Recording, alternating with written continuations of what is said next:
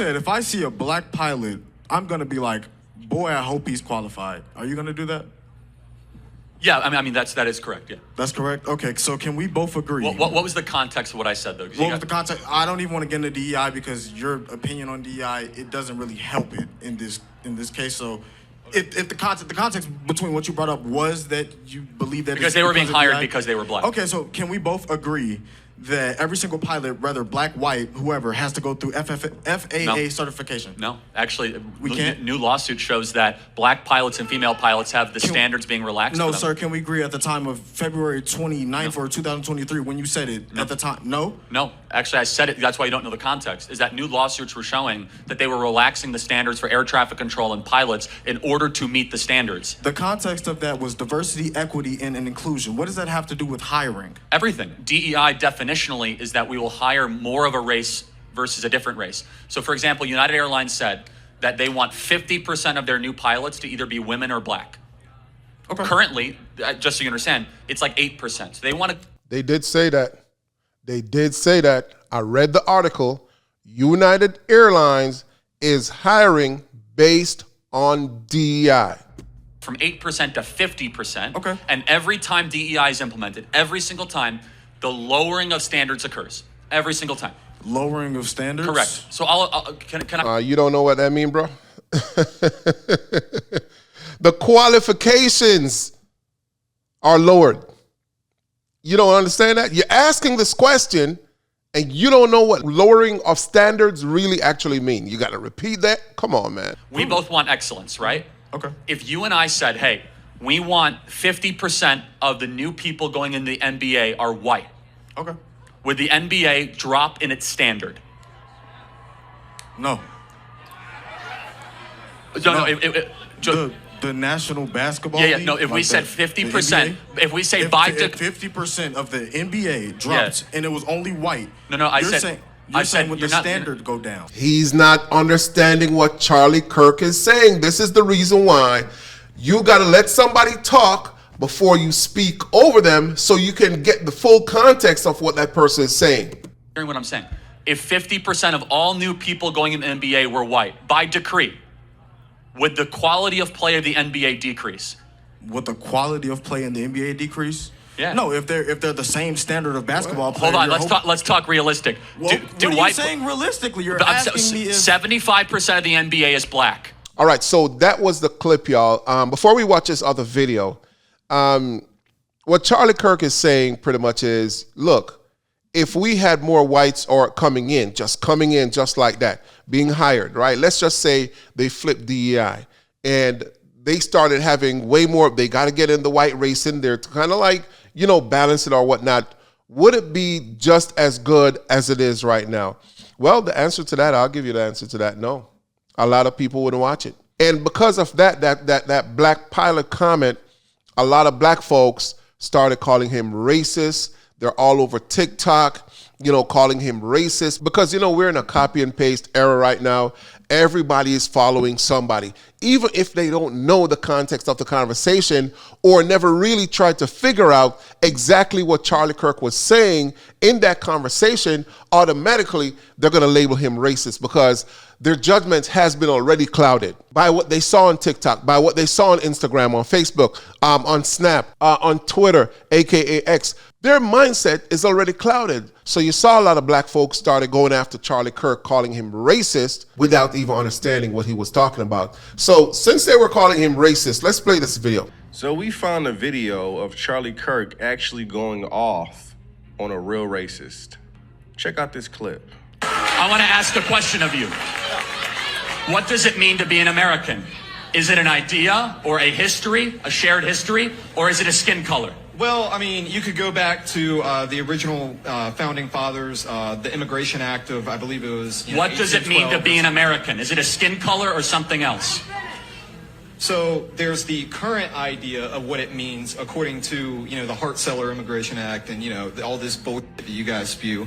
But if you go back to the original founding fathers, they intended this to be a European nation for white men of good stock and character. So, can you show me, let me answer the question. Can you show me where in the United States Constitution it says that? It wasn't in the Constitution. It wasn't in the Constitution because they didn't believe it. The founding. You, sir, they did not put it in the United States Constitution. Let me answer another question. Let me ask you another question since you support.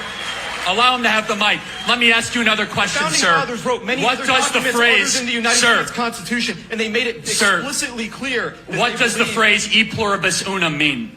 What Why does the is that phrase relevant? "e pluribus unum" mean? Why is that relevant? Because it was on every founding No, the founding document and fathers presidential wrote seal a from our litany of founding, documents which means stating out they of believe many, this country should one. be a You, sir, European nation. and your ideology is not conservative. It is right-wing, identitarian, and has no place in the conservative movement, my friend. Get out of line. Get him out of Get here. out of line. Get him out of here. Get him out of here. Get him the hell up out of here. USA, USA, USA. Come on, Charlie. USA, Come on, Charlie. USA. Charlie was a great brother, far from racist. He just wanted equality. And I, for one, feel blessed that God allowed him to be with us for 31 years. And he was a man of God as well, right?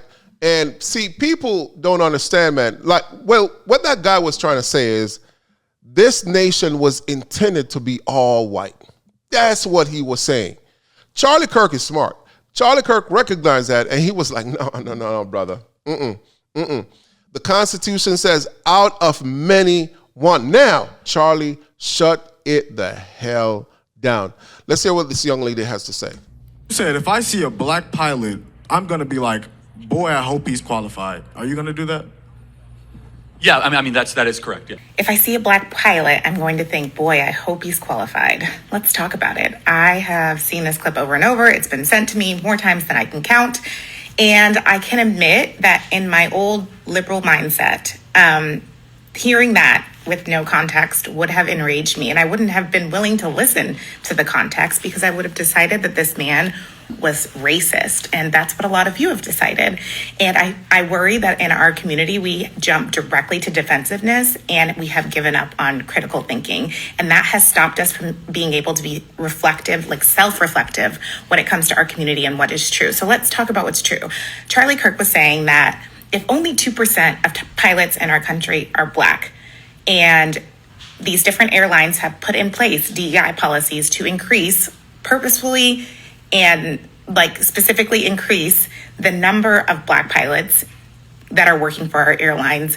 And they are adjusting the merit and the qualifications in order to do so and in order to hit those numbers, then it's safe to say that many might not hit the standards that used to be required.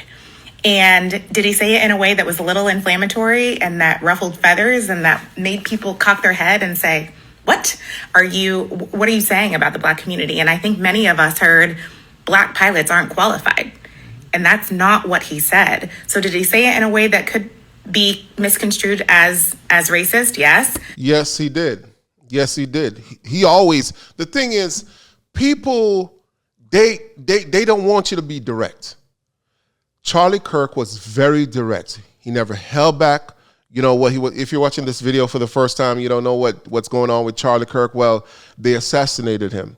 They just actually, it was probably not last week, but the week before at the time of posting this video, right? They assassinated him.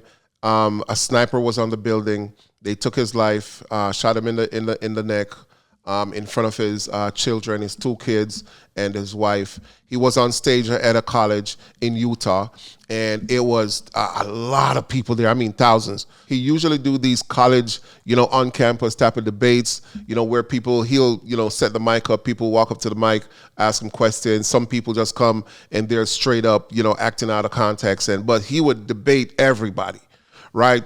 And he was good at it, right? And unfortunately, they took his life, and it was a liberal. We're going to keep it what it is. It was a liberal who didn't like what he was saying about, transgender and so forth. And they took his life. They caught the person, and the person's definitely going to federal prison, I'm thinking. So look, Charlie Kirk was a great guy, man. He was just very direct. He held nothing back. Does it change the fact that he was he was attacking a policy and not a people? No. And it's okay for people to speak truth to our community. And I fear that we've become so sensitive and honestly so entitled that if a white man speaks to us or about us in any way, we call them a racist unless they say anything but, I'm sorry. And until we're willing to listen to other voices and be honest with ourselves about ourselves and stop being so sensitive and immediately screaming racism, we're not going to grow as a community. Facts. All facts. All right, so this is Charlie Kirk's funeral. It's in a stadium, y'all. One more time. So I'll throw up my head, praise you again and again. All that I have is Look at that.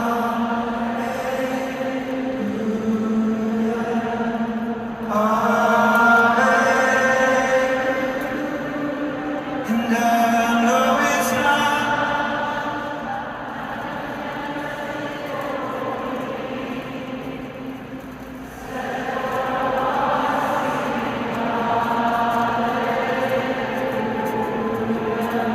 I'm sorry to say this, but you will never see this in the Democratic Party. Because them people don't believe in God. You know, even when they talk about God, they just don't even sound sincere. But when it comes to the Republican Party, the conservatives, they rock with God. He stand on business, and he always represent the Lord. And I like that about Charlie. Rest in peace, Charlie.